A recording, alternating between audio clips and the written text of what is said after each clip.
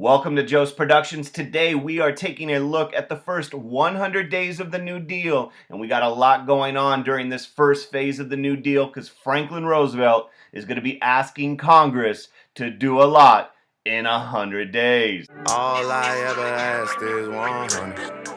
In fact, starting on March 4th, 1933, Congress, at the request of the president, passed a number of laws, more laws than in any other time in American history, designed to deal with the Great Depression. And a little context for you as Roosevelt takes office. Unemployment is around 25%. People are losing their homes, their farms, and the banks. Clickety clank, clickety clank. The money goes into my piggy bank. Clickety clank. Between 1929 and 1933, as many as 40% of all banks went bankrupt. People were taking their deposits and withdrawing them from the bank. There was little to no confidence in the nation's banking system. We have a loss of around $2.5 billion. There is a genuine sense of panic in the United States. In fact, some people question if capitalism itself would survive this national economic crisis. And FDR's main goal upon taking office is to restore confidence. And one of the ways he's going to attempt to do this is by creating a stronger financial regulatory system. How do we get this bank and stock market situation under control? He wants to restore confidence. And he does this by calling for a bank holiday in March of 1933. On March 6th, 2 days after taking office, basically there is a bank holiday in which all banks are closed while Congress considers banking reform. And following this declaration of a bank holiday, you're going to see some serious financial regulations being passed by Congress. And these financial regulations are designed to get people to put their money back in the bank. Money in the bank. Yeah. Shout out what you drink. And shortly after the bank holiday, the Emergency Banking Relief Act is passed in 1933. And this basically said only banks that were financially stable could reopen. And in order to make sure that they were financially stable, the government, under the Treasury Department, would inspect them. And for the first time in a very long time, deposits actually exceeded withdrawals. People had a little bit more trust in the bank and they were putting their money back in. This kind of calmed the panic a bit and the immediate banking crisis kind of subsides, but the reforms are not done. Shortly after that, you have the Glass-Steagall Act, which regulated banks. And this is going to do a number of things. One, it restricted how banks could invest a customer's deposits. It limited how the banks could invest customers' money by separating commercial and investment banking. Really important to try to prevent another financial crisis. In addition, the Glass-Steagall Act also said Money in the bank. Yeah. your money in the bank would be insured. Under Glass-Steagall, they established the Federal Deposit Insurance Corporation, FDIC, and this insured people's bank deposits up to $2,500 back in the 1930s. So if you ever go to a bank, make sure you have that sign somewhere. Today, it's up to $250,000 of your money is guaranteed for banks that belong to the FDIC. So if they ain't got that sign, you needs to go. Another important piece of financial regulation actually takes place after the first 100 days in June of 1934, but it is an important piece of regulation. Regulators! Mount up. And this is the Securities and Exchange Commission. And basically the SEC regulated the stock market. Its whole purpose is to stop this speculation that led to this great crash in 1929. And basically the government is going to watch over, they're going to police the stock market. They're going to audit to eliminate fraud. They're going to set up rules for stock purchases. It required corporations to disclose information to the public. And early on, these banking and stock market regulations are extremely important in stabilizing the economic crisis and restoring confidence in a lot of people's minds. Another huge problem that Roosevelt had to deal with in the first 100 days was that of unemployment. 25% of the nation was unemployed, and many people were living in these shanty towns that were known as Hoovervilles, as you can see right here. So early on, Roosevelt wanted to make the people realize that they are not alone. just know you're not alone. 'Cause I'm gonna make this place your home. How do we keep this place their home? And that is through mortgage relief. And you see this in two programs. One, the Farm Credit Administration was targeting farmers that were in danger of losing their home, and it refinanced farm loans. And the Homeowners Loan Corporation refinanced home loans to prevent foreclosure. And yes, people still lost their farm and homes during the 1930s, but many more people were able to stay where they were because of these New Deal programs. However, we still have this problem of people being unemployed, and the New Deal attempted to end the Great Depression by using the power of the government to provide relief to the poor. How do we help out these individuals that are desperately in need of some help? Because the problem remains. Because it's Friday, you ain't got no job. The New Deal sought to provide relief to the poor. And one agency that was designed to provide help was I need somebody help. The Federal Emergency Relief Act. And basically that gave federal dollars, federal money, to states and local governments for relief services. This Federal Emergency Relief Act is headed by Harry Hopkins, and basically this federal money was going to states and local governments so that they can operate soup kitchens and provide other aid for the jobless, the homeless, and so on. Now, an important thing to keep in mind, Roosevelt and his brain trust did not want to just hand out money. They didn't want a permanent group of people that were on the government dole forever. And so with this relief is the government creating jobs with the hopes of providing relief and promoting recovery. And one of the programs that was intended to not only provide relief but also promote recovery was aimed at men. It's raining men. Hallelujah, it's raining men.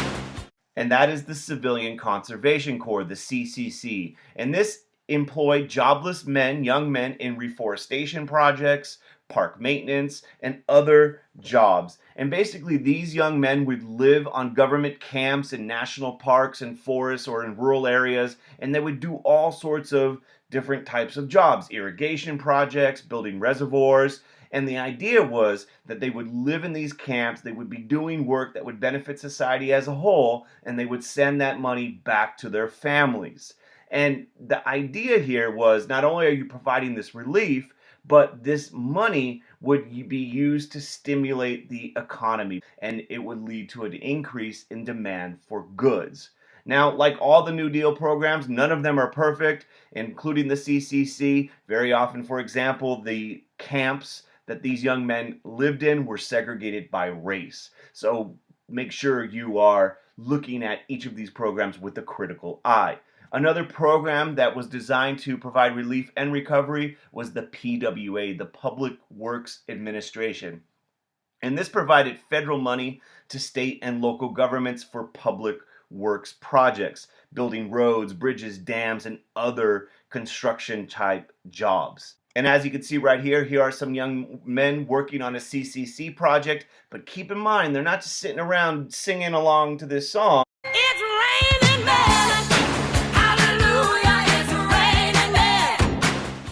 This was work relief, a really important idea that the government is spending money to stimulate the economy. That's the idea behind this. Another important program is the Tennessee Valley Authority, and really the TVA was a government agency intended for regional planning of the Tennessee Valley area, this region right here. And this is a huge experiment in regional planning led by the federal government. It's a region that was economically poor, one of the poorest in the country. It was very susceptible to flooding. It was underdeveloped. And so the TVA, one of its big accomplishments was in bringing light.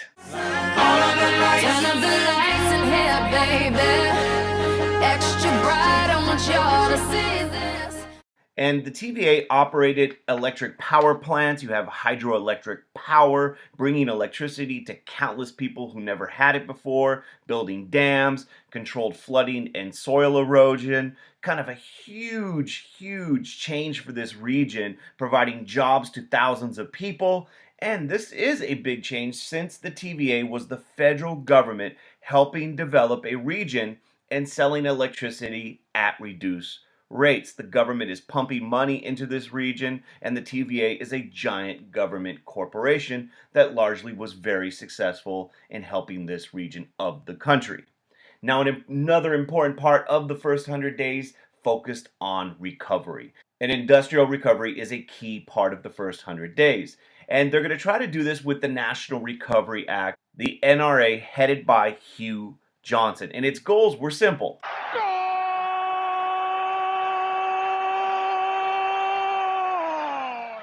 They want industrial recovery, they want to get kind of prices up, and they also want to provide fair wages and hours for workers. But the key part of this is increasing industrial prices, saving jobs, and increasing consumer buying power. And in order to achieve these goals, or attempt to achieve these goals, what they did under the NRA was the federal government and business drafted codes for industries. And these codes would be negotiated with major industrial leaders, and they would do things like set production limits, right? What is the lowest number that they're going to produce? What are the minimum prices? They also established codes for wages and hours worked. They established a minimum wage of around 30 cents an hour, big money, and other types of codes. The NRA had limited success. It was very difficult to administer. Very often the codes would be ignored by business leaders. Very often the NRA benefited the bigger, larger corporations. And ultimately the NRA, the National Recovery Act, was ruled unconstitutional in the famous Supreme Court case you see right there. So it did help out a bit, but not as much as Roosevelt and his peeps would have hoped. However, an important part of NRA was Section 7A, and this is a real huge kind of change in the relationship of the federal government and those who do the Work, work, work, work, work, work. You see me heavy work, work, work, work, work, work. You see me do me dirt, dirt, dirt, dirt, dirt, dirt. Under Section 7A, it allowed workers the right to form a union and bargain collectively. And this is the first time the federal government is allowing, or acknowledging rather, the right of workers to join unions and providing them with some protection.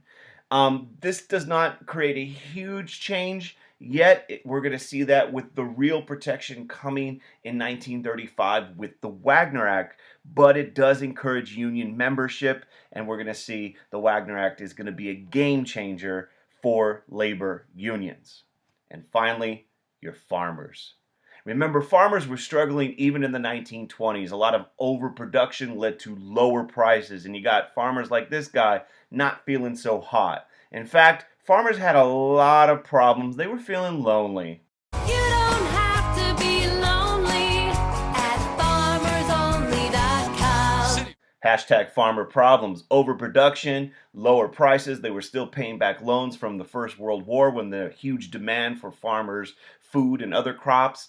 And you also have Mother Nature kicking them. You have the Dust Bowl and people leaving places like Oklahoma. So under the New Deal, you have agricultural recovery. And that really comes with the Agricultural Adjustment Act, the AAA, in May of 1933. And basically this program, the AAA, was designed for farmers. We are farmers, bum ba bum bum bum bum. We are farmers, bum ba bum bum bum bum. And the AAA paid farmers to cut production. And the hope is if you cut production, this would lead to an increase in prices. And the federal government under the AAA paid farmers subsidies or payments in return for cutting their production. So they're leaving some of their land unplanted and they're establishing production limits. You're paying farmers not to grow. And this program does some good. Farm prices do increase after 1933. The economy and the agricultural sector did improve. However, there also is some bad with this. This favored large farmers, and it actually led to more unemployment for those people who did not actually own the land, such as tenant farmers and sharecroppers, because if you're producing less crops, you need less people working the land. So that hurts especially African American and poor whites in the South. And ultimately, the AAA is also going to be ruled unconstitutional by the Supreme Court in 1936. The court says the government has no right to pay farmers to limit production. So there is some good and bad here with the Agricultural Adjustment Act. Those are some of the big programs during the first 100 days. Make sure you check out the second New Deal review video where we break down what happens after 1935. And once again, thank you for watching. Please make sure you subscribe if you haven't already done so. Click like on the video if you learned anything at all. If you have any questions, leave them in the comments. And most importantly, have a beautiful day. Peace.